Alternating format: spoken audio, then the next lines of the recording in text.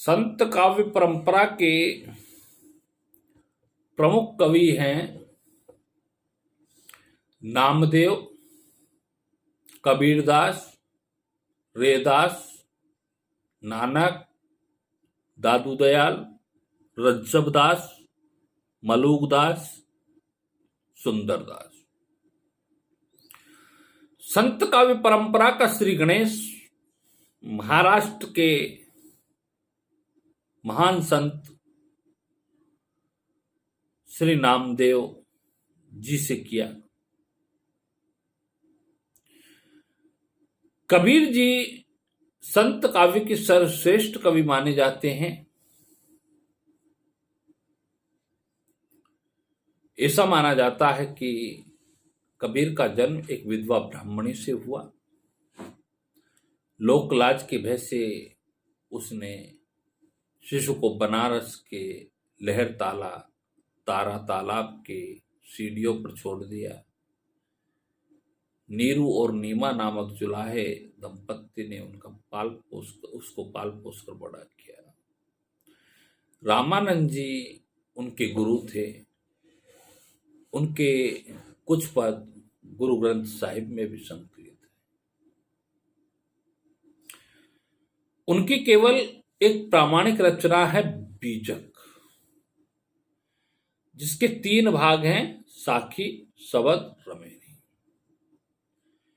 रैदास जी भी रामानंद के शिष्य थे। इनके पद भी गुरु ग्रंथ साहिब में संकलित है। गुरु नानक देव जी संत काव्य के एक प्रमुख कवि हैं। उनकी रचनाएं गुरु ग्रंथ साहिब में महिला प्रकरण में संकलित हैं। जपू जी, आशा दीवार, सोहेला इनकी प्रमुख रचनाएं हैं। दादू दयाल की प्रमुख रचना हरड़े वाणी है। रज्जबदास की प्रमुख रचना बानी है। मलूकदास जी संत काव्य परंपरा या संत काव्यधारा के कवि हैं। इनकी प्रमुख रचना रामावतार लीला, ब्रज लीला, ध्रुव चरित्र है। सुंदरदास की प्रमुख रचना सुंदर विलास है। संत काव्य की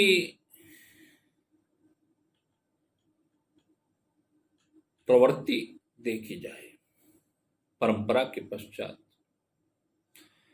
तो भक्तकालीन साहित्य में निर्गुण संत कवियों का योगदान अप्रतिम है। इन्होंने निर्गुण ईश्वर की भक्ति पर बल दिया।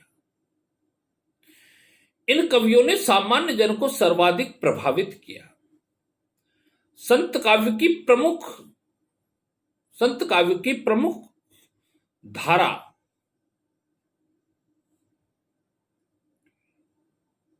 संत काव्य की जो धारा है उसकी प्रमुख विशेषता है, जैसे निर्गुण निराकार ईश्वर की भक्ति पर बल। सभी संत कवियों ने निर्गुण निराकार ईश्वर की भक्ति पर बल दिया।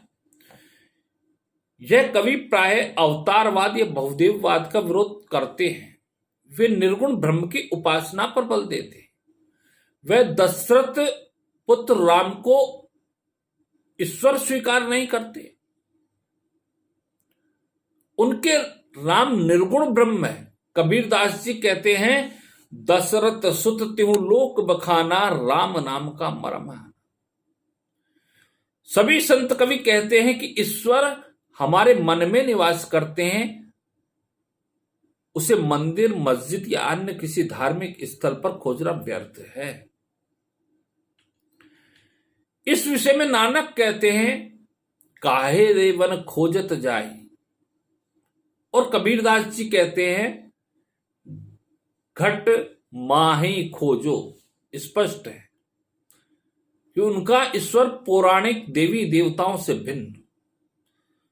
उनका उसका न रंग है न रूप है, वह प्रत्येक प्राणी के हृदय में विद्यमान है।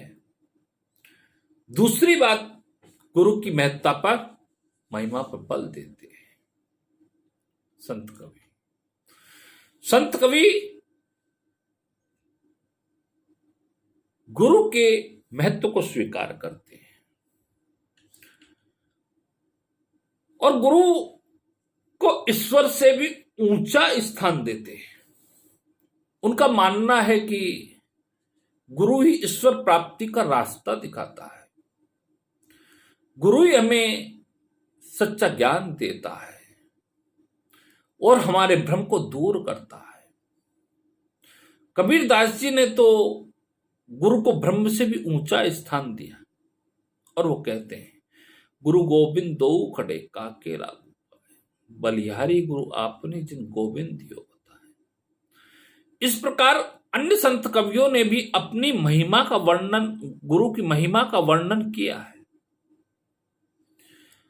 उनके अनुसार गुरु ही सच्चा ज्ञान देता है, दुविधा दूर करता है, मन के विकारों को भी दूर करता है। रूढ़ियों व आडंबरों का विरोध भी किया है लोगों ने। संत कवियों ने धर्म व समाज के क्षेत्र में फैली रूढ़ियों व आडंबरों व पाखंडों का विरोध किया। स्वार्थी ब्राह्मणों के कारण हिंदू धर्म में व मौलवियों के कारण मुस्लिम धर्म में बहुत सी बुराइयां आ गई थी। दोनों धर्मों में आडंबरों व पाखंडों की भरमार थी। ऐसे अवसर पर संत कवियों ने जनता का उद्धार करने का निश्चय किया। इन कवियों ने बिना किसी भेदभाव के दोनों धर्मों की कमियां उजागर की। हिंदुओं की मूर्ति पूजा के विरोध में कबीर दास जी लिखते हैं, पाहन पूजे हरि मिले तो मैं पूजू पहाड़, ताते या चाखी भली पीस खाए संसार। इसी प्रकार मुसलमानों के धर्म रूढ़ी का वर्णन करते हुए कबीर दास जी लिखते हैं, काकर पाथर जोर केर मस्जिद लई चुनाए, ताचड़ी मुल्ला बागदे क्या बहरा हुआ खुदा है। संत कवियों ने न केवल पंडित व पुजारियों को फटकार लगाई बल्कि मुल्लों को भी खरी खोटी सुनाई। ब्राह्मणों में व मुस्लिम शासकों में इन संत कवियों में अनेक अत्याचार किए, लेकिन इन्होंने किसी की परवाह नहीं की। जाति पाति तथा वर्ण व्यवस्था का भी इन्होंने विरोध किया। सभी संत कवियों ने सामाजिक समानता पर बल दिया। इन्होंने वर्णगत तथा जातिगत भेदभाव को अस्वीकार कर दिया। तत्कालीन हिंदू समाज 4 वर्णों में बटा हुआ था, ब्राह्मण, क्षत्रिय, वैश्य और शूद्र। संत कवियों ने यह अनुभव किया कि वर्ण व्यवस्था के कारण ही हिंदू समाज में अनेक रूढ़ियां व बुराइयां आई है। इसलिए संत कवियों ने जाति पाति, ऊंच नीच, छुआछूत का विरोध किया। कबीर दास जी ने यह घोषणा की कि सभी मनुष्य एक ही रक्त से बने हैं, अतः कोई ब्राह्मण व शूद्र नहीं। कबीर दास जी ने वैष्णव व मुसलमान दोनों को फटकार लगाई। कबीर दास जी ने बड़े सरल शब्दों में कहा, जाति पाति पूछे नहीं कोई, हरि को भजे सो हरि का होई। वो कहते हैं, अपने अपने धर्म पर इतराने वाले हिंदू व मुसलमानों पर प्रहार करते हुए कहते हैं, हिंदू कहे मोई राम प्यारा, तुर्क कहे रहे माना, आपस में दो लड़ मुए मरम काहो न जाना। वस्तुतः संत कवियों का मूल उद्देश्य सभी धर्मों का विरोध करके सच्चे अर्थों में मानव धर्म की स्थापना करना था।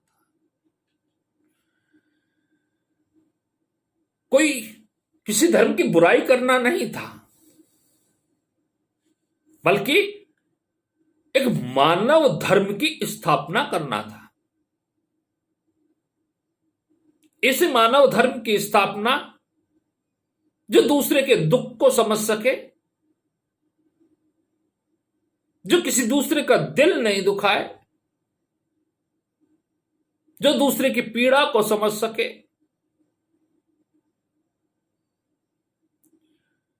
और मानव होने के नाते सच्चे अर्थ में मानव कहला सके। आज भी हम मानव हैं, पर मानव कहलाने योग्य नहीं है, क्योंकि हमारे कर्म मानव या इंसान तो हम बन गए, परंतु इंसानियत हमारे अंदर नहीं है, इंसानियत मर रही है। ये सबसे बड़ा दुर्भाग्य है कि हमारे देश में से इंसानियत मर रही है, हमारे अंदर से इंसानियत जा चुकी है।